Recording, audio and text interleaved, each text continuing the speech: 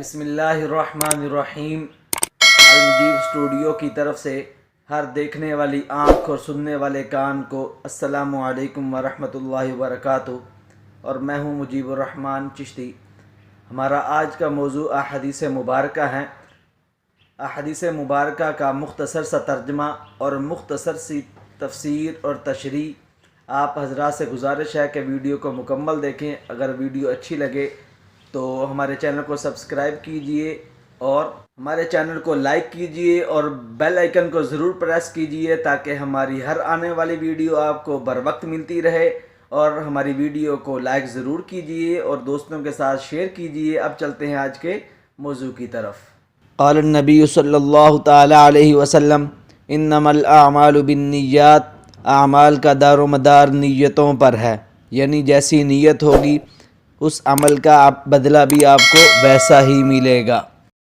قال النبی صلی اللہ تعالی علیہ وسلم الصلاۃ نور المؤمن، نماز مومن کا نور ہے۔ نماز مومن کا نور ہے، یعنی کہ پل صراط سے گزرنے کے لیے روشنی کی ضرورت ہوگی تو وہ اس موقع پر بھی خاص طور پر نماز کام آئے گی۔ ویسے بھی نماز کے بہت زیادہ فوائد ہیں، اور اگر فوائد سے ہٹ کر بات کی جائے، اسلام کا ایک اہم رکن ہے نماز کی پابندی کرنی چاہیے۔ احادیث میں جا بجا نماز کی تائید آئی ہے، قرآن مجید کے اندر بھی بارہا نماز کی تائید آئی ہے۔ اسے نماز کی عظمت پتہ چلتی ہے، تو اس لیے نماز کے اندر خاص طور پر پابندی کرنی چاہیے۔ اقامت صلاۃ یہ بہت ضروری چیز ہے۔ حدیث نمبر 3، قال النبی صلی اللہ تعالی علیہ وسلم الصیام جنہ، روزہ ڈھال ہے۔ روزہ ڈھال ہے کیا مطلب؟ کہ روزہ دار قیامت کے دن اللہ پاک کے غصہ سے بھی محفوظ ہوگا، اور اسی طرح جہنم کی سختی، جہنم کے عذاب سے بھی روزہ ڈھال ہے۔ قال النبی صلی اللہ تعالی علیہ وسلم ان الدین یسر، بے شک دین آسان ہے۔ دین آسان ہی ہے کیونکہ اللہ پاک نے انسان کی ہر حالت، ہر کیفیت کو دیکھتے ہوئے احکامات مختلف رکھے ہیں تاکہ انسانوں پر سختیاں نہ ہوں، انسان پریشان نہ ہو جائے، تو اس لیے دین کے اندر آسانیاں ہی آسانیاں ہیں۔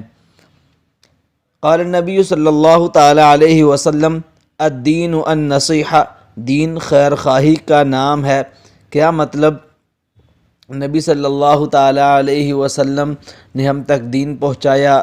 دین کے اندر انسان کی زندگی کا مکمل ضابطہ حیات موجود ہے، مکمل خیر خواہی ہے، کس وقت کیا کرنا ہے کیا نہیں کرنا، ہر موڑ، ہر جگہ، ہر ٹائم کے لیے مکمل دین کے اندر وضاحت، رہنمائی موجود ہے۔ اس لیے اگر بندہ دین سے رہنمائی لے کر چلے تو دنیا اور آخرت میں کامیابیاں آپ کی کا مقدر ہوں گی، آپ کے قدم چومیں گی۔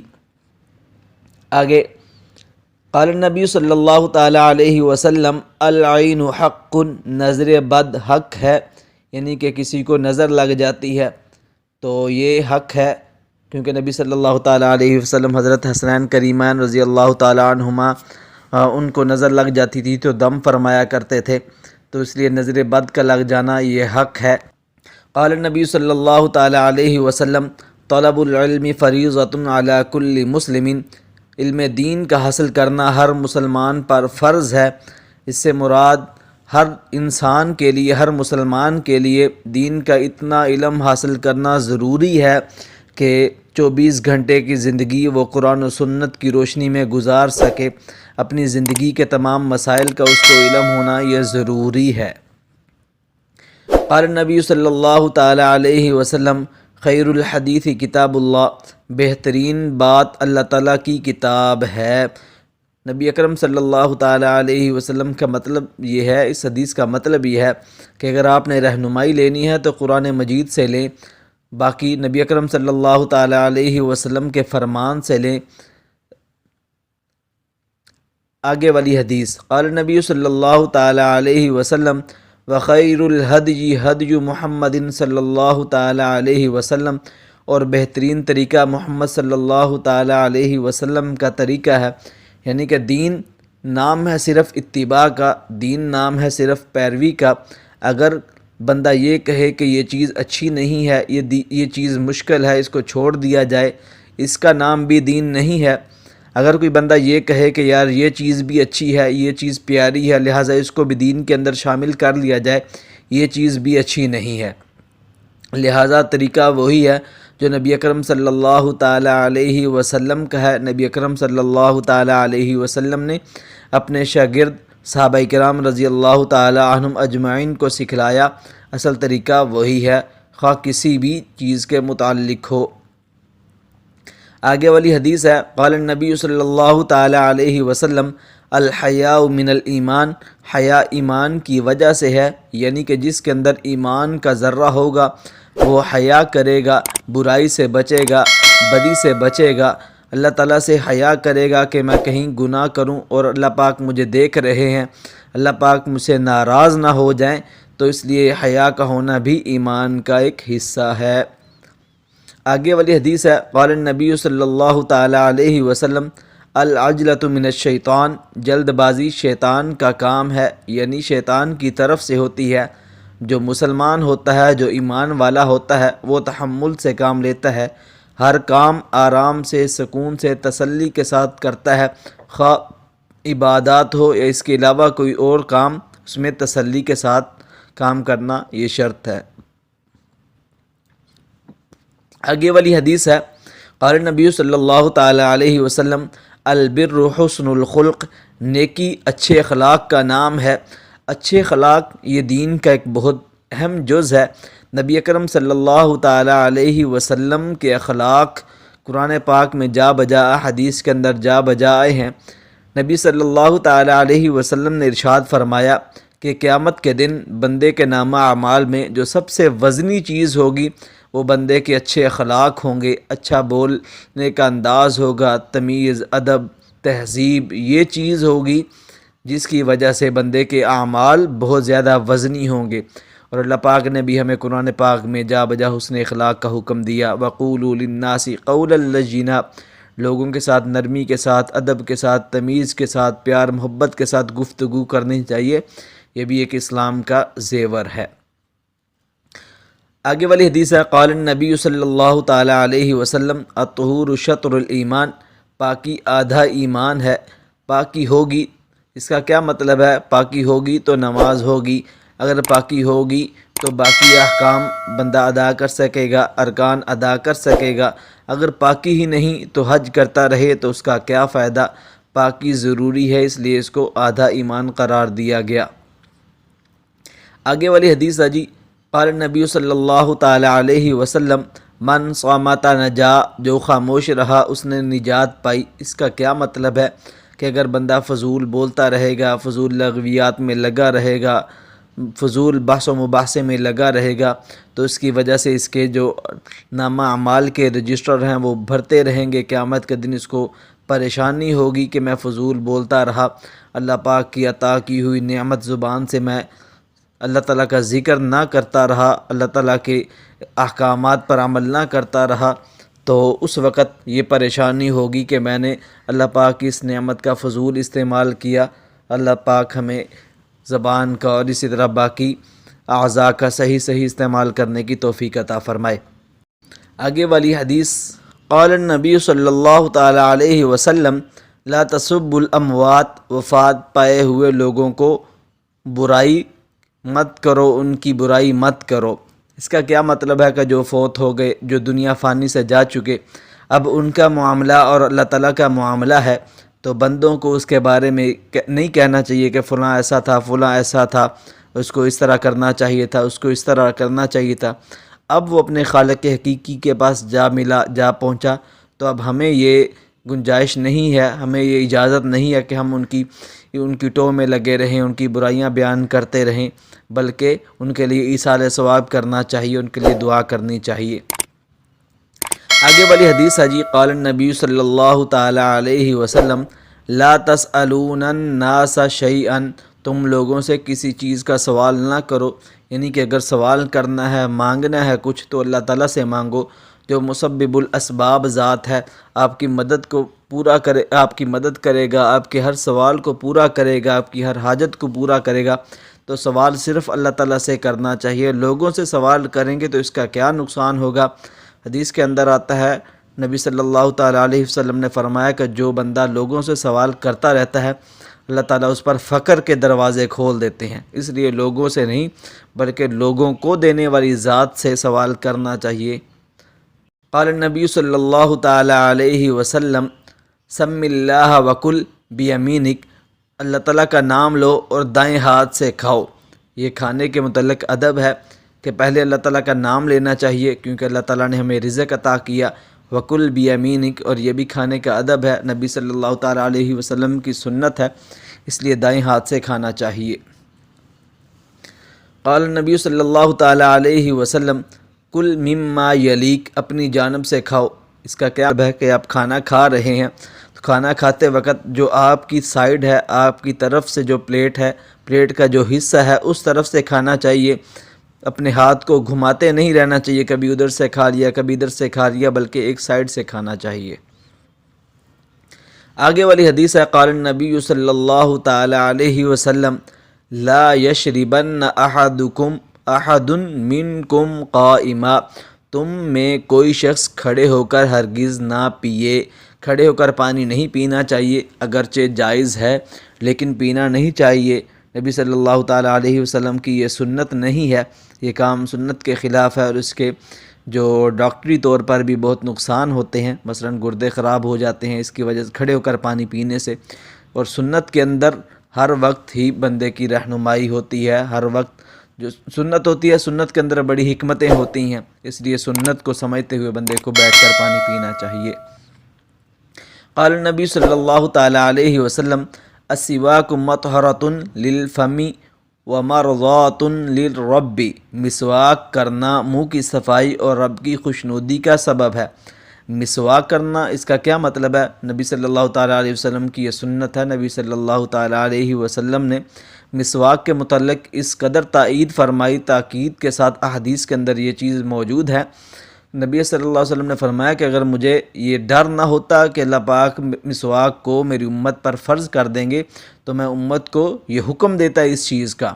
تو اس لیے مسواک یہ بہت ضروری چیز ہے، اس سے منہ کی صفائی ہوتی ہے۔ مسواک کے بہت زیادہ فوائد ہیں، اس کی بھی کوشش کرنی چاہیے، اور یہ سنت ہے، اس سے نماز کا اجر اور زیادہ بڑھ جاتا ہے، اس لیے اس چیز کی کوشش کرنی چاہیے۔ قال النبی صلی اللہ تعالیٰ علیہ وسلم السلام قبل الکلام، سلام گفتگو سے پہلے ہے، یعنی کہ جب بھی کسی سے ملے بندہ سب سے پہلے اس کو کہے السلام علیکم ورحمۃ اللہ وبرکاتہ۔ حدیث کے اندر آتا ہے البادی بسلام بریء من الکبر، جو بندہ سلام میں پہل کرتا ہے وہ تکبر سے بری ہوتا ہے، اور تکبر سے بری ہونا یہ بہت ایک بڑی بات ہے، اللہ پاک ہمیں تکبر سے بچائے۔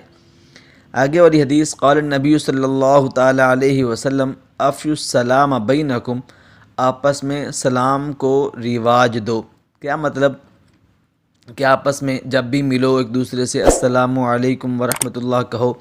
یہ ایک دعا ہے کہ اللہ پاک آپ پر سلامتی نازل فرمائے، تو ایک دوسرے کے لیے جب بندہ دعا کرے گا تو سلامتیاں ہی سلامتیاں ہوں گی۔ اللہ پاک ہمیں اس سنت کو بھی اپنانے کی توفیق عطا فرمائے۔ اور ایک حدیث کے اندر آتا ہے کہ قرب قیامت لوگ اپنے جاننے والوں کو، پہچاننے والوں کو ہی سلام کریں گے اور کسی کو سلام نہیں کریں گے، تو اس لیے سلام کو پھیلانا چاہیے۔ آگے والی حدیث ہے، قال النبی صلی اللہ تعالیٰ علیہ وسلم کل معروف صدقہ، ہر نیک کام صدقہ ہے۔ نیک کام چاہے جو بھی ہو وہ صدقہ ہے۔ کم از کم اگر بندہ جا رہا ہے رستے کے اندر کوئی تکلیف دہ چیز ہے تو اس کو ہٹا دینا، یہ بھی ایک صدقہ ہے۔ صدقہ اس کا بہت اجر ہوتا ہے، اللہ پاک ہمیں نیک کام کرنے کی توفیق عطا فرمائے۔ آگے والی حدیث، قال النبی صلی اللہ تعالیٰ علیہ وسلم ان اللہ رفیق یحب الرفیق، بے شک اللہ تعالیٰ مہربان ہے، مہربانی کو پسند کرتے ہیں۔ اس کا کیا مطلب؟ نبی صلی اللہ تعالیٰ علیہ وسلم نے فرمایا کہ مخلوق جو ہے یہ اللہ تعالیٰ کا کنبہ ہے۔ اگر کوئی بندہ اللہ تعالیٰ کی مخلوق کے ساتھ مہربانی والا معاملہ کرتا ہے، اچھائی والا معاملہ کرتا ہے، تو اللہ تعالیٰ بھی بندے پر رحم و کرم فرماتے ہیں۔ آگے، قال النبی صلی اللہ تعالیٰ علیہ وسلم لا تقبل صلاۃ بغیر طہور، کوئی نماز پاکی کے بغیر قبول نہیں ہوتی، پاکی یہ شرط ہے، اس کے علاوہ نہیں۔ قال نبی صلی اللہ تعالی علیہ وسلم احب البلاد الی اللہ مساجدها، بہترین جگہیں اللہ تعالیٰ کے نزدیک مسجدیں ہیں۔ مسجدیں یہ اللہ تعالیٰ کا گھر ہوتی ہیں، اس لیے زیادہ سے زیادہ بندے کو کوشش کرنی چاہیے کہ مساجد کے اندر وقت گزارے۔ قال النبی صلی اللہ تعالی علیہ وسلم ابغض البلاد الی اللہ اسواقها، نبی صلی اللہ تعالی علیہ وسلم نے فرمایا کہ بدترین جگہیں اللہ تعالیٰ کے نزدیک بازار ہیں۔ بازار اللہ تعالیٰ کے نزدیک بدترین جگہیں کیوں ہیں؟ کیونکہ بازار کے اندر اللہ تعالیٰ کی نافرمانی بہت زیادہ ہوتی ہے۔ مثلا جو دکاندار ہیں وہ ناپ تول میں کمی کرتے ہیں، اور اسی طرح واہیات چیزیں بھی بہت زیادہ ہوتی ہیں آج کل، تو اس لیے یہ اللہ تعالیٰ کے نزدیک ناپسندیدہ جگہ ہے، اور یہ غفلت کی جگہ ہوتی ہے، اس لیے بھی اللہ تعالیٰ کو ناپسندیدہ جگہ ہے یہ۔ قال نبی صلی اللہ تعالی علیہ وسلم تحفۃ المؤمن الموت، موت مومن کا تحفہ ہے۔ اس کا کیا مطلب ہے؟ قال نبی صلی اللہ تعالی علیہ وسلم کے فرمان کا مطلب یہ ہے کہ مومن کے لیے جو موت ہے یہ تحفہ ہے۔ وہ اس طرح کہ مومن جب تک اس دنیا فانی سے نہیں جائے گا اس کو جنت نصیب نہیں ہوگی، اس کو اللہ تعالیٰ کا دیدار نصیب نہیں ہوگا، اس کو نبی اکرم صلی اللہ تعالی علیہ وسلم کا دیدار نصیب نہیں ہوگا۔ اس لیے اگر یہ ساری الفتیں، یہ ساری چیزیں اگر سمیٹنی ہیں تو انسان کو دنیا فانی سے جانا ہوگا، اور مومن کے لیے موت تحفہ ہے، کیونکہ مومن کی جو حقیقی زندگی ہے وہ آخرت کی زندگی ہے، دنیا کی زندگی نہیں ہے، کیونکہ دنیا سجن المؤمن و جنت الکافر، دنیا یہ مومن کے لیے تو قید خانہ ہوتی ہے، کافر کے لیے جنت ہوتی ہے، اور مومن کا اصلی جو مقام ہے، جو مرتبہ ہے، وہ جنت ہے۔ قال نبی صلی اللہ تعالی علیہ وسلم انزل الناس منازلہم، فرمایا لوگوں کو ان کے مرتبوں میں اتارو، یعنی ہر ایک کا مرتبہ نگاہ میں رکھو اور حسب مرتبہ معاملہ کرو، یعنی کہ اگر کوئی بڑی مرتبے والا ہے، بڑی عمر والا ہے تو اس کو اس اعتبار سے عزت دینی چاہیے، اگر کوئی ہم عمر ہے تو اس کو اس اعتبار سے عزت دینی چاہیے، اگر آپ سے چھوٹا ہے تو اس سے پیار محبت سے پیش آنا چاہیے، اور اس کا یہ بھی مطلب ہے کہ اگر کوئی بڑا ہے تو اسے ہنسی مذاق نہیں کرنا چاہیے، سوچ سمجھ کے، اگر ہم عمر ہے تو اس میں بے تکلفی بھی ہو جائے تو کوئی حرج کی بات نہیں ہے، اس لیے اس چیز کو ذہن میں رکھنا چاہیے۔ قال نبی صلی اللہ تعالی علیہ وسلم لا یرحم اللہ من لا یرحم الناس، اللہ تعالیٰ نے فرمایا، نبی صلی اللہ تعالی علیہ وسلم نے فرمایا کہ اللہ تعالیٰ اس شخص پر مہربانی نہیں فرماتے جو لوگوں پر مہربانی نہیں کرتا، کیونکہ یہ مخلوق اللہ تعالیٰ کا کنبہ ہے، اللہ تعالیٰ کی مخلوق ہے۔ اگر انسان چاہتا ہے کہ اللہ تعالیٰ مجھ پر بھی کرم کرے، مجھ پر بھی رحم کرے، مجھ پر بھی فضل کریں، تو اس کو چاہیے کہ لوگوں کے ساتھ اچھا معاملہ کیا کرے۔ قال النبی صلی اللہ تعالی علیہ وسلم لا يدخل الجنت قاطع، نبی صلی اللہ تعالی علیہ وسلم نے فرمایا کہ قطع تعلق کرنے والا جنت میں نہیں جائے گا، یعنی کہ جو رشتوں کو توڑ دیتا ہے، ذرا سی بات پر کہہ دیتا ہے کہ ہمارا تمہارا ختم، آج کے بعد ہم تمہارے نہیں تم ہمارے نہیں، یہ چیز نہیں کرنی چاہیے۔ اللہ تعالیٰ کو یہ چیز بہت ہی ناپسندیدہ ہے، جس کی وجہ سے نبی اکرم صلی اللہ تعالی علیہ وسلم نے یہ وعید سنائی ہے کہ رشتوں کو توڑنے والا وہ جنت میں نہیں جائے گا۔ اس لیے حسن سلوک کرنا یہ بہت ضروری ہے۔ اسلام کے اندر اس چیز کا بڑا ایک مرتبہ اور مقام ہے، کیونکہ اسلام نے تو ہمیں یہ بھی حکم دیا ہے کہ اگر کوئی ظالم ہے تو اس سے بھی پیار محبت تمیز کے ساتھ، ادب کے ساتھ، نرمی کے ساتھ گفتگو کرنی چاہیے۔ دنیا کے اندر جس قدر بھی ظالم آئے، ان میں سے سب سے زیادہ ظالم فرعون تھا، تو اللہ تعالیٰ نے جب موسیٰ علیہ السلام کو اور ہارون علیہ السلام کو فرعون کے پاس بھیجا تو موسیٰ علیہ ان دونوں نبیوں کو کیا حکم دیا کہ اس کے ساتھ نرمی کے ساتھ بات کرنی ہے۔ تو اس سے ہمیں یہ سبق ملتا ہے کہ گفتگو کرنا یہ بہت ضروری چیز ہے۔ آگے قال النبی صلی اللہ تعالی علیہ وسلم لا يحل لمسلم ان يروع مسلما، ترجمہ، نبی صلی اللہ تعالی علیہ وسلم نے فرمایا کہ کسی مسلمان کے لیے جائز نہیں کہ کسی مسلمان کو ڈراوے، یعنی کہ کسی مسلمان کو ڈرانا بلا وجہ کہ کوئی بات ہے ہی نہیں، ایسے ہی اس کو ڈراتا رہے، یہ مسلمان کے لیے جائز نہیں ہے۔ اور مسلمان کو چاہیے کہ اپنے بھائی کے ساتھ حسن سلوک والا اور خندہ پیشانی والا معاملہ کرے۔ قال نبی صلی اللہ تعالی علیہ وسلم لا تحقرن شیئا من المعروف، نبی صلی اللہ تعالی علیہ وسلم نے فرمایا کسی بھی نیکی کو حقیر نہ سمجھو۔ نیکی چاہے چھوٹی ہو چاہے بڑی ہو، اس کو حقیر، اس کو کمتر نہیں سمجھنا چاہیے، کیونکہ نیکی چاہے چھوٹی ہو یا بڑی ہو، اگر اس کے اوپر قبولیت کی مہر لگ گئی تو پھر وہ چھوٹی نیکی بھی پہاڑ بن جائے گی۔ اگر بڑی نیکی ہے تو وہ بھی اگر قبول ہو گئی تو وہ تو سبحان اللہ، لیکن اگر چھوٹی نیکی بھی اللہ تعالیٰ کو پسند آ گئی تو انسان کے لیے جنت کا سرٹیفکیٹ لینے میں وہی کافی ہوگی۔ آگے قال النبی صلی اللہ تعالی علیہ وسلم بلغوا عنی ولو آیا، پہنچاؤ میری طرف سے اگرچہ ایک بات ہی کیوں نہ ہو، ایک آیت ہی کیوں نہ ہو۔ یعنی کہ نبی اکرم صلی اللہ تعالی علیہ وسلم نے اس آیت کے اندر ہمیں تبلیغ کا حکم دیا ہے کہ اگر آپ کے پاس نبی اکرم صلی اللہ تعالی علیہ وسلم کا ایک فرمان پہنچا ہے، نبی صلی اللہ تعالی علیہ وسلم کی ایک سنت پہنچی ہے، یا نبی اکرم صلی اللہ تعالی علیہ وسلم کی سیرت کی ایک بات پہنچی ہے، تو اب ہمیں یہ ضروری ہے کہ ہم حق سچ اس کو آگے بھیجیں، آگے پہنچائیں، تاکہ ہمارا بھی نبی اکرم صلی اللہ تعالی علیہ وسلم کے صحابہ اکرام رضی اللہ تعالی عنہم اجمعین کے ساتھ حشر ہو سکے۔ آگے والی حدیث قال النبی صلی اللہ تعالی علیہ وسلم لا ایمان لمن لا امانت لہ، اس شخص کا ایمان نہیں جو امانت نہ ہو، جس میں امانت نہ ہو۔ کیا مطلب جس میں امانت نہ ہو؟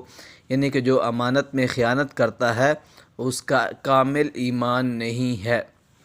کامل ایمان تو تبھی ختم ہوگا جب وہ کوئی ایسا کام کرتا ہے، ایسی بات کہتا ہے، یا اس کے عمل سے ایسی چیز ظاہر ہوتی ہے جو اسلام کے منافی ہے، اسلام کے خلاف ہے۔ مثلا زبانی کلامی اقرار کر لیتا ہے کہ میں نعوذ باللہ اسلام کو چھوڑتا ہوں، یا یہ کہہ دیتا ہے، یا بتوں کی تعریف کر دیتا ہے، یا اس طرح کوئی شرکیہ کلمات کہہ دیتا ہے، تو اس سے ایمان ختم ہوگا۔ امانت میں خیانت کرنا یہ چونکہ ایک بہت ہی بری چیز ہے، اس لیے اس کی زیادتی کی طرف، اس کی بہت بڑائی کی طرف اشارہ کرنے کے لیے یہ لا ایمان اللہ کا لفظ استعمال کیا گیا، ورنہ حق یہی ہے، سچ یہی ہے کہ ایمان تبھی ختم ہوگا جب کوئی جملہ بندہ اسلام کے خلاف کہے۔ قال النبی صلی اللہ تعالی علیہ وسلم ولا دین لمن لا عہد لہ، اور اس شخص کا دین نہیں جو عہد و پیما کا پاس نہیں رکھتا۔ اس کا کیا مطلب کہ وعدہ خلافی کرنا یہ بہت بری بات ہے۔ اللہ تعالیٰ نے بھی قرآن پاک میں ارشاد فرمایا وَأَوْفُوا بِالْعَهْدِ إِنَّ الْعَهْدَ كَانَ مَسْئُولًا، کہ اپنا وعدہ پورا کرو، وعدے کے بارے میں تم سے سوال کیا جائے گا۔ نبی صلی اللہ تعالی علیہ وسلم نے بھی جا بجا ہمیں وعدہ کو پورا کرنے کا حکم دیا ہے۔ وعدہ پورا کرنا، وعدے کی پاسداری کرنا یہ اسلام کی پہچان ہے۔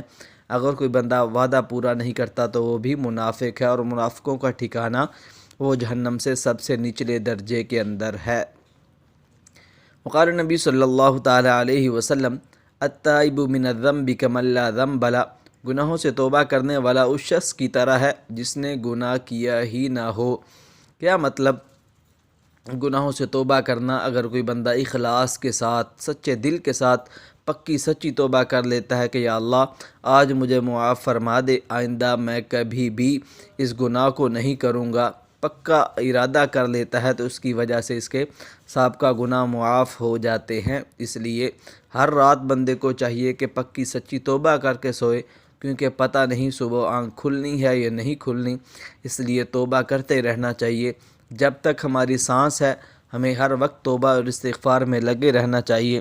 نبی صلی اللہ تعالی علیہ وسلم کو اللہ تعالیٰ نے یہ پروانہ عطا کر دیا تھا کہ آپ سے کسی بھی چیز کا سوال نہیں کیا جائے گا، لیکن اس کے باوجود نبی اکرم صلی اللہ تعالی علیہ وسلم روزانہ تقریباً 70 مرتبہ استغفار کیا کرتے تھے۔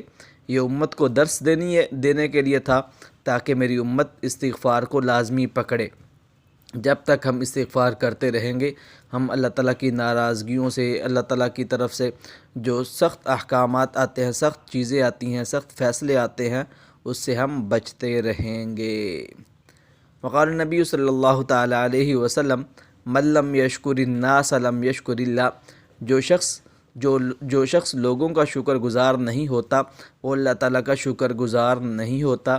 یہ اس لیے کیونکہ دنیا یہ دار السبب ہے، دار الاسباب ہے، اس کے اندر اسباب کے درجے میں ہر ایک کا ادب و احترام تو ضروری ہے ہی ہے، لیکن اگر کوئی آپ کے ساتھ حسن سلوک والا معاملہ کرتا ہے، اچھائی والا معاملہ کرتا ہے، تو آپ کو بھی چاہیے کہ اس کے ساتھ اچھائی والا معاملہ کرے۔